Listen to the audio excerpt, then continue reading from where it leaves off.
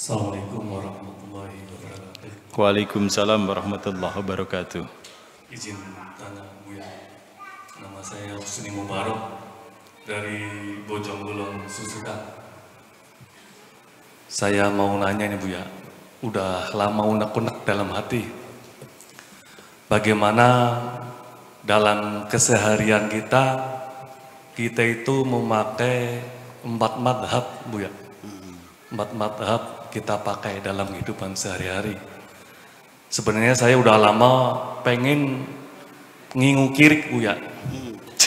Cuman ya karena saya madhabnya Imam Syafi'i jadi agak gitulah. Ya gitu aja Buya. Sebelumnya makasih banyak. Assalamualaikum warahmatullahi wabarakatuh. Ya. Terima kasih Mas Beni Mubarak. Saya ingin mengatakan jujur saja ya. Nabi Muhammad tidak pernah mengajarkan madhab. Jadi kalau kita melakukan sesuatu yang tidak dilakukan oleh Kanjeng Nabi, namanya kan bid'ah. Iya, iya. Nabi nggak pernah kunut, lalu kita kunut, disebutnya apa? Bid'ah. Bid'ah. Nabi tidak bermadhab, lalu kita bermadhab, berarti Bid'ah. jujur aja sih. Gitu. Kalau kita melihat itu, ma'ana alaihi wa ashabi. Apa yang dilakukan oleh Nabi dan para sahabatnya tidak bermadhab. Madhab-madhab sendiri kan muncul setelah 200 tahun setelah Nabi meninggal dunia. Mereka sudah nggak pernah ketemu Kanjeng Nabi lagi. Dan kemudian apakah bermadhab itu wajib? Enggak juga. Ya, nah Buya nih Muhammadiyah nih. Enggak juga. Iya. Tetapi juga saya memaklumi orang yang bermadhab. Iya, iya. Gitu. Karena persoalannya bahwa orang yang bermadhab sendiri itu secara praktisnya ya. Kalau saya tidak bermadhab, lalu saya beristihad sendiri, mengumpulkan hadis-hadis Nabi, membaca ayat-ayat Al-Quran, penafsirannya, kemudian hadisnya berbagai macam musnad, Sahih Bukhari, Sahih Muslim, berbagai macam musnad, saya baca semuanya, saya gali semuanya. Percaya atau tidak? Apapun kesimpulan saya, nantinya sudah dipastikan sudah ada yang mendahului. Betul nggak? Ketika saya berijtihad menyenggol istri, menyenggol kulit istri tanpa aling-aling, batal atau tidak? Ayatnya adalah aula mastumun nisa.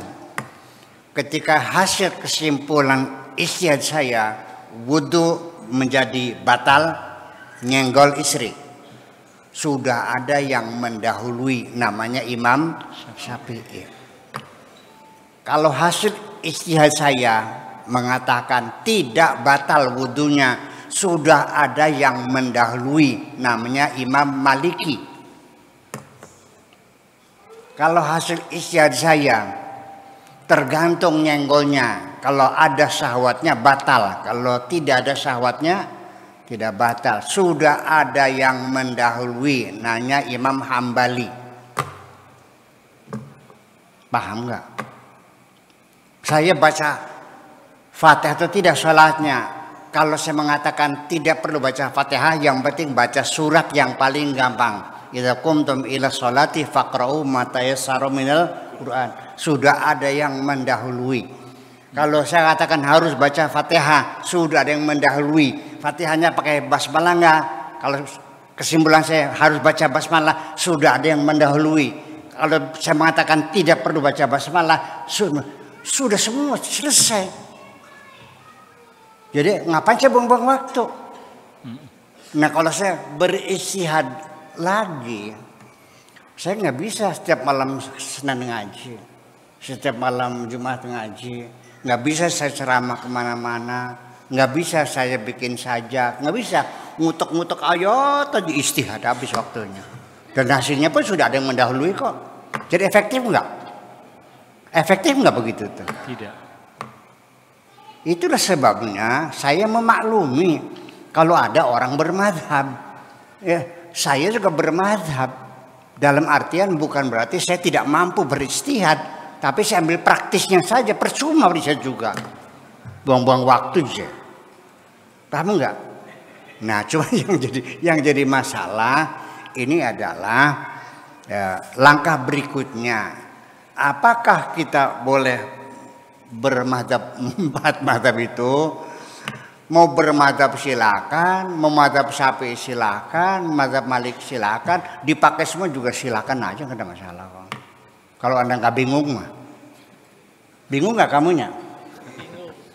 Bingung ya, udah ngapain bingung? Ya itu. Nah, tetapi juga yang menekankan harus pilih salah satu mazhab, tidak boleh talfik, juga menjadi masalah juga. Iya, jadi masalah juga. Ya sekarang bagaimana mazhab Syafi'i bisa naik haji kalau nyenggol perempuan batal? Ketika tawaf tidak bisa dihindari, pasti senggolan. Karena laki perempuan nggak ada hijab sama berputar tawaf bareng-bareng, dah pasti nyenggol. Jadi orang yang mazhab Syafi'i dipastikan tidak bisa naik haji. Jadi pindah nggak? Ya pindah. Harus nggak? Ya harus.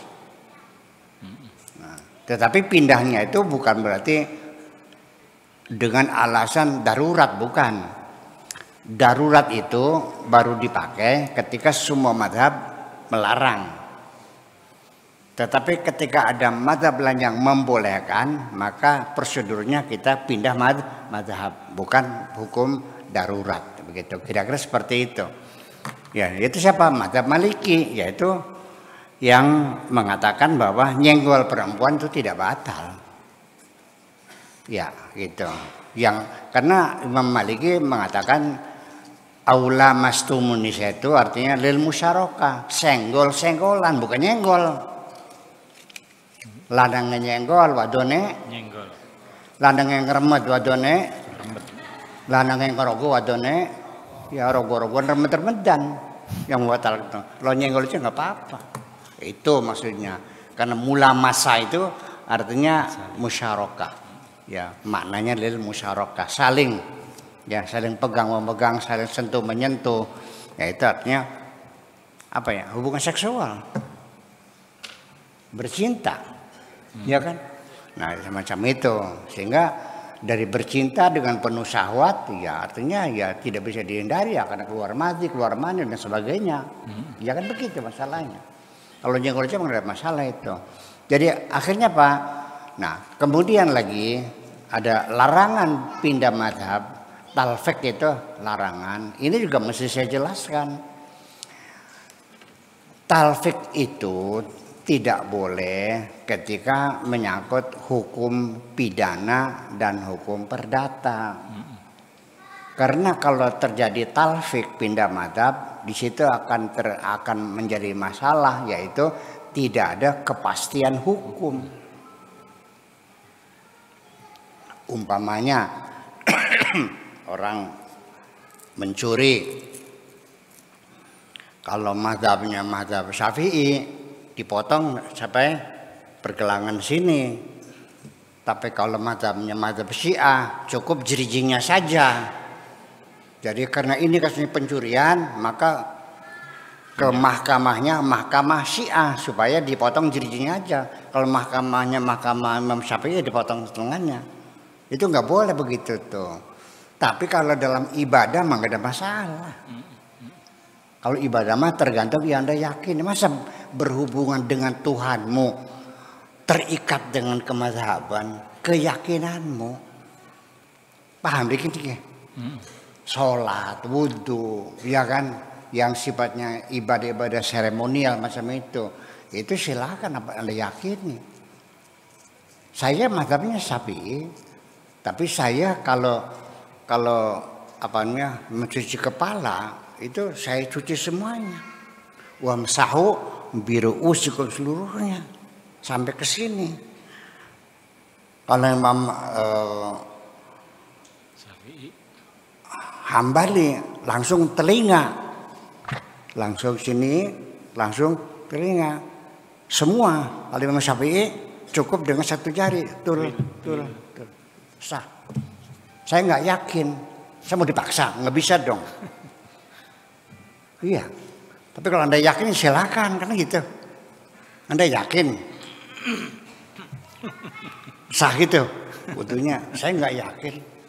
Maka saya usap seluruhnya sesuai dengan mazhab Hambali. Boleh nggak? Ya boleh. Itu masalah ibadah. Kecuali kalau masalah pidana dan perdata, tidak boleh talfik. Jadi pemahaman talfik ini juga nggak jelas sesungguhnya. Dikiranya semuanya. Bagaimana wudunya Imam Syafi'i, batalnya Maliki? Ya terserah kamu itu kalau masalah ibadahmu. Iya. Jadi artinya bahwa hasil ijtihad mereka sendiri juga artinya kan sangat tergantung, ya, sangat kondisional. Imam Syafi'i mengatakan bahwa nyenggol perempuan itu batal. Ini kan akibat karena beliau tidak bisa memprediksi bahwa nanti di kemudian hari orang haji jumlahnya puluhan juta akan berputar di Ka'bah itu pasti nyenggol. Dikiranya ya angger gitu aja 500 orang saling. Dikiranya. Lah saya yakin kalau Imam Syafi'i lahir lagi pasti di awit mana? Iya.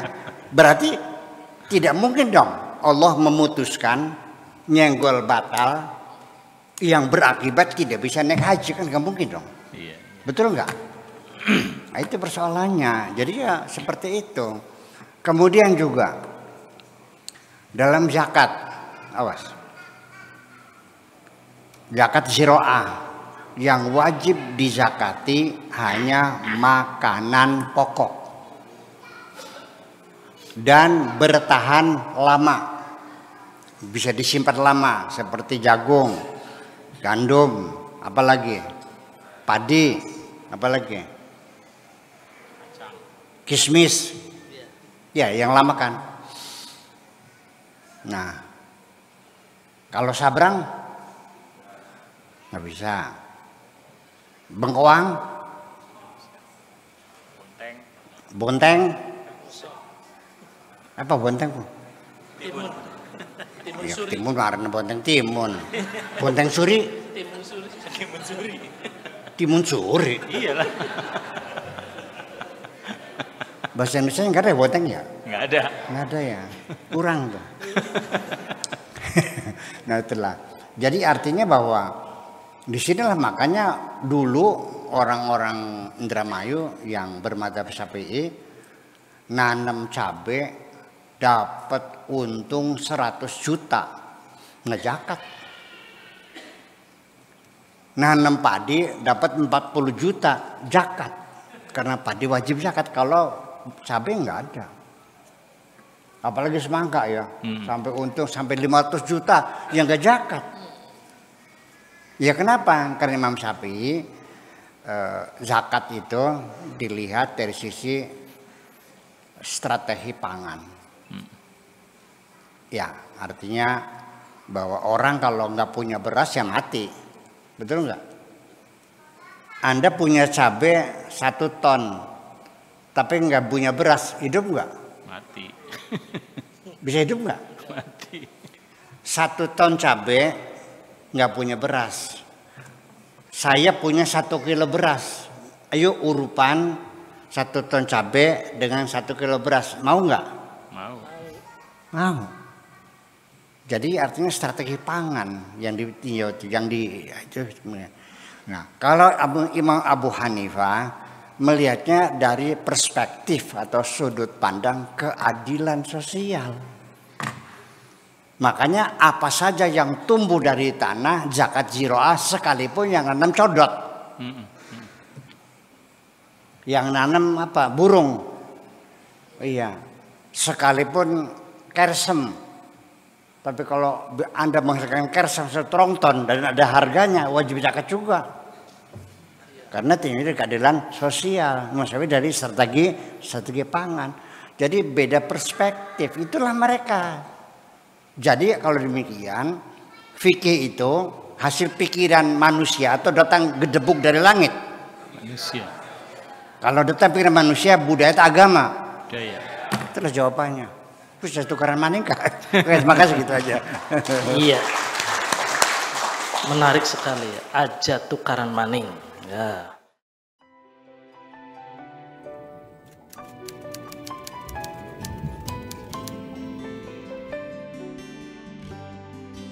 Aku hanya ingin berbagi kebahagiaan dan tidak menggurui siapapun. Terlalu sulit bagiku untuk menyalahkan siapapun. Akan tetapi apabila ada orang yang ingin mengisi raporku, tentu aku sangat gembira sekali. Dan kujamin aku tidak akan sakit hati sedikit.